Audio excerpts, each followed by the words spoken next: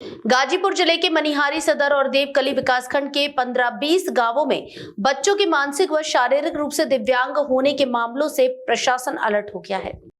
बताया गया है कि बच्चे जन्म के समय स्वस्थ थे, लेकिन कुछ माह बाद तेज बुखार के पश्चात दिव्यांगता के लक्षण सामने आए। मामले को गंभीर मानते हुए राज्यपाल महोदया ने संज्ञान लिया है।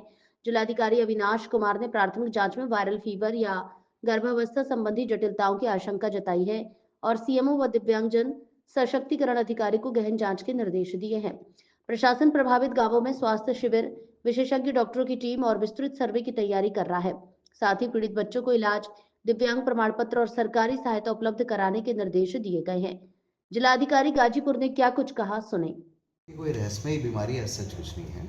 उसमें एक कई सोशल मीडिया के माध्यम से कुछ चीज़ संज्ञान में लाई गई थी और लोगों ने मिलकर भी मुझे अवगत कराया था कि मनिहारी सदर और देवकली ब्लॉक के लगभग 15-20 गाँव ऐसे हैं जहाँ पे कतिपय बच्चों में दिव्यांगता की दिव्यांगता परिलक्षित हुई है और उसके संबंध में मैंने सीएमओ और जिला दिव्यांगजन सशक्तिकरण अधिकारी को फील्ड इंस्पेक्शन के लिए भेजा था।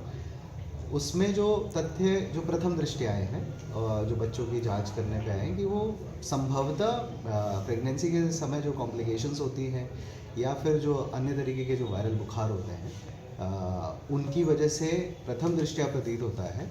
उसके लिए फिर भी मैंने आगे अग्रिम आदेश ये दिए हैं कि आप लोग उसमें मेडिकल कैंप लगाएं, जो बच्चों को दवा दी जा सकती है वो दें।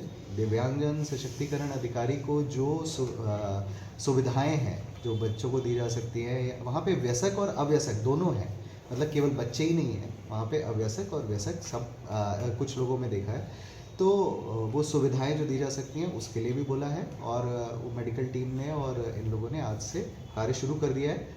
कुछ के संबंध में सीएमओ ने ये भी बताया था कि उनको जैसे कोई अगर सेरेब्रल पाल्सी के भी कुछ बच्चे पाए गए थे तो वो भी अलग अलग कॉम्प्लिकेशंस की वजह से हो सकते हैं, तो उसके लिए भी निर्देशित किया है कि उनको एम्बुलेंस के माध्यम से यहाँ पे जो हमारा मेडिकल कॉलेज है वहाँ पे उनको दिखाया जाए और जो उचित उनको चिकित्सीय सुविधा दी जा सकती है वो उपलब्ध कराई जाए।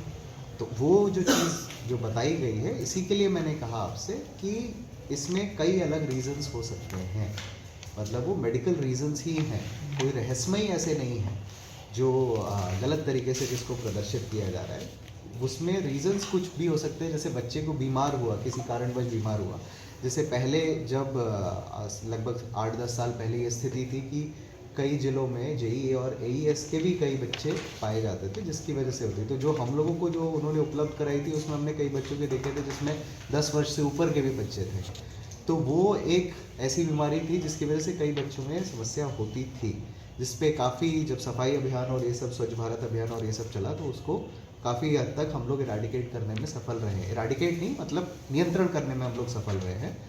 परंतु ये जो बच्चे हैं, क्योंकि इतने सालों वर्ष बाद भी बताया गया है कि वो है, कोई नई बीमारी एज सच उनके समक्ष नहीं प्रस्तुत हुई है, फिर भी मेडिकल टीम को बोला है कि आप वहाँ पर जाके पुनः एक बार उस गांव में जाके चेक करें, रादर देन कि अलग अलग जगह पे। एक पर्टिकुलर गांव में, जिस गांव में समस्या है, ये भी संभव हो सकता है कि उस गांव में कोई अन्य बीमारी की वजह से हुआ, तो क्या कारण था वो उन्होंने प्रथम दृष्टया जो बताया है वो मैंने आपको बताया। अभी हम लोग डिटेल भी कर रहे हैं और जो उनकी संभवतः मदद की जा सकती है वो हम करें।